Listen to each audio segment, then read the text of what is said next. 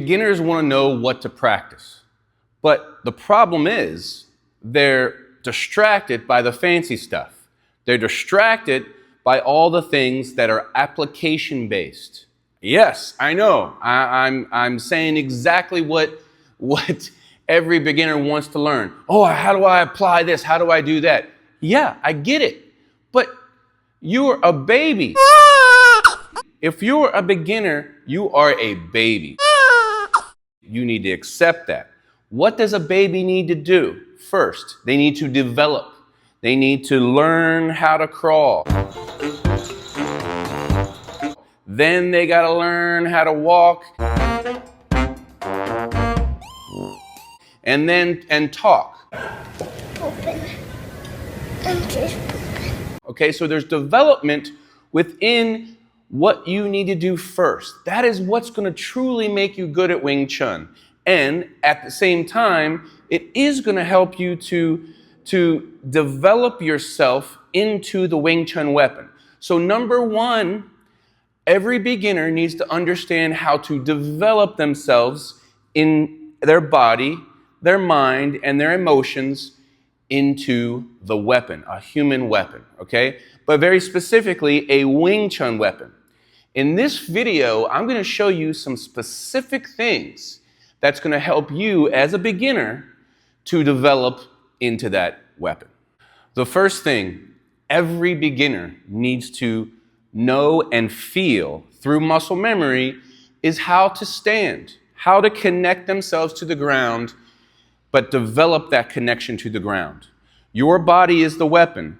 The connection of that weapon depends upon how a part of the ground you are in order to actually use that weapon. This is very true for Wing Chun. So, first and foremost, we're going to open the horse. A, B, C. What you're trying to do is create this triangle stance here. This helps develop you. It brings your energy towards the center of the other person and also to your center and out. Very important. Now, these elements of good form you need, there's several. You need to, and probably one of the few ones are, the first ones is this lower back. You cannot have a curve in your lower back. You've got to learn how to point that spine through your ankles, okay? Not too much in your heels, not too much in your toes, through the ankles. This is bones we're talking about. So the spine there. You need to learn how to bend your knees, okay? You can't be up here too far. You need to learn how to bring your knees and your toes together with that triangle. You can't be sitting like this, okay? You need to learn how to keep your shoulders down. Whenever your arms come up, whenever your arms come forward, your shoulders can't do that, okay? This takes time to develop. Your head, you can't have a nerd neck, okay? You have got to keep your chin back and balanced right on top of your spine. These are some of the main elements of good form that beginners must feel and know prior to being able to do any kind of applications, all right? So do that first, okay? So let's break these down again. This is straight, okay? It's into the ground. Bend your knees. Engage your glutes. That solidifies the top with the bottom. If you're not just doing those three things right there, you will not develop in order to crawl and then walk, okay? Accept the fact that you're a baby.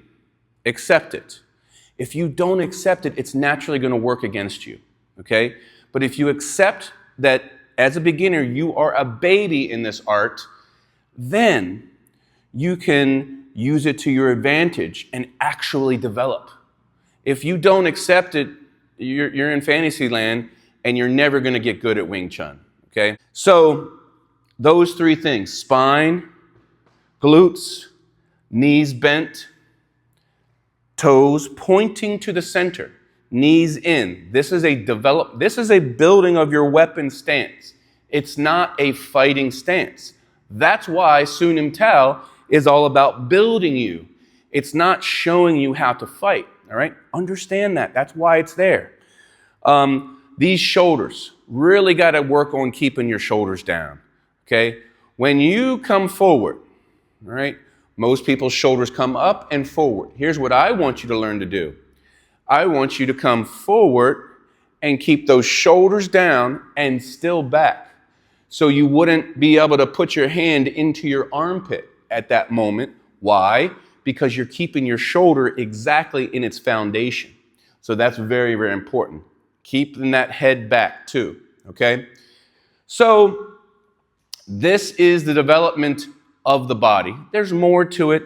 The elbows also have to come into. They're making a similar triangle as your knees. They're coming forward. You don't want your elbows out here like this, okay? They're coming forward too. Now let's talk about some movement. So when you're moving your weapon, so this is now using your weapon. It's not necessarily applying against the other person yet. You're still not there. You may have learned how to do the posture and feel that posture, but now you've got to be able to maintain and move with that posture next, okay?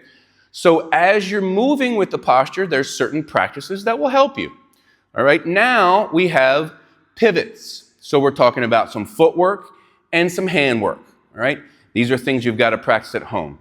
So next we'll have our pivots. Pivots, or called Junma in Cantonese. You're going to start on one side and you're going to pivot to the other, okay? I want you to change your weight from one side to the other side. There's different ways to go about this pivoting. Sometimes we're more centered as we do it, staying centered. Sometimes we remove the weight from one side to another. Both have its advantages. But to start, as a beginner, I want you to move from one side to the other, okay? Get good at it. Beginners have a hard time doing this because what they do is their feet aren't pointing parallel to one another. One's over here, one's going this way. When you pivot, I want you to point the knee and the toe of your weighted foot, your more weighted foot, the side you're pivoting to, directly to the center line of your target. Very important. I also want you to make sure that your hips and your shoulders are roughly pointed that same way too. Don't go and do this, okay? So that's pivots, Junma. Now, we have another footwork action, which is called the Bilma, or advancing stance. So this one, from the side, you're here, you step and you pull. Step and pull, step and pull. There's longer range versions of this, there's shorter range versions of this, but for the most part, I want you to step with your front foot, okay? Put the foot down, and then pull the other foot more underneath of you. Step, scoot, other side, step, scoot, step, scoot, step, scoot. We also have a Sogurk, or a Hyunbo, a circling leg, all right? So from this position, what we'll do is we'll put our weight on one side and then circle it in order to come forward, okay? So that transitions us from the side-to-side stance, or the Doigakma, also known as the negotiating stance, and that transitions us to a Doma, which is also known as the closing the deal stance, right? We've got negotiations, and then we've got sealing the deal, or closing the deal stance, helping you go forward. So that's a Sogurk. You bring your foot together and forward. Then you can do the footwork that we were doing previously, the Bilma, or you can Sogurk back and do the footwork from Junma, which is the pivots. Walking. So there's an important part. Walking can simply be you're walking, right? But notice, as I'm engaged in my Wing Chun, I'm still trying my best to maintain these elements of good form that we went through in the beginning here, as we're walking, as we're moving our weapon, our Wing Chun weapon, okay? Looking at some handwork as we do this. There's all kinds of handwork, but let's make it as simple as possible for you to begin with. Chain punching, okay? One in front, one behind. switch. One in front, one behind, switch, switch, switch, switch, switch. What to think about, what to worry about? Well, position is important. You need to hit your positions at the same time. They replace each other. So one here, they replace, replace, replace. Notice how the other one's right behind it.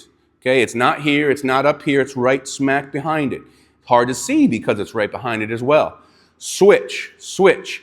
As you switch, make sure your wrists are straight. You hit with this part of your hand. You drive with your elbow, not with your hands. Notice that when I'm driving, it's coming through this ulna bone, the driving action. Another exercise I want you to do is the reverse of that, which is another simple exercise, but something that's very important for your development. And it's the exchange underneath of those hands. You can keep them in fists, but exchange under instead of exchanging over. I want you, as a beginner, I want you to be just as good exchanging under as you can exchange over. Right? So you see the exchange under. Still happening here. Okay? Those are chain punches. Now, understanding that for simplicity, I kept your hands in fists. As you understand how to do this motion, the fists can exchange with other things, or they can change to other things. They can change to open hands, right? You can do this with a pak sao and a wu sao. Pak, so your hands can be here. Boom, boom, boom, boom. You can turn these into a palm strike called a chang sao. Here, you're hitting with the heel of the hand. Heel, heel, heel, heel, heel. You can hit with the bill sao. So now if I come underneath, I can hit, it's another palm strike with the knife edge of the hand. Again, accept the fact that you're a baby if you're a beginner. If you're about a year in, guess what? You're a baby, okay? Think about yourself in your development just similar to someone is born. You start Wing Chun, that's when you're born into Wing Chun. You're 1 year, well, if you're 1 year, you're still a baby. You might be walking some, but quite honestly, you're not great at walking, and you're not very stable yet, all right? When you get to be 2, you get a little bit better. When you get to be 3, you get a little bit better, but it takes time. It takes time for a baby to develop, all right? So give yourself some patience and time to develop. It takes years for a child, for a baby to develop into the ability to do things, right? So just be patient with yourself.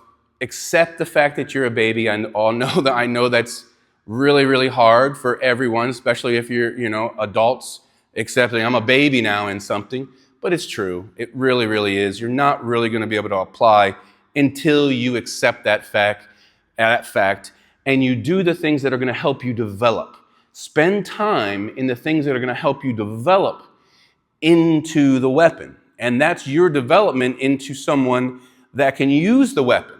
So we haven't even in this video talked about how we're applying against someone else, because quite honestly, you're not looking to apply against someone else in the beginning. You are looking to build your weapon.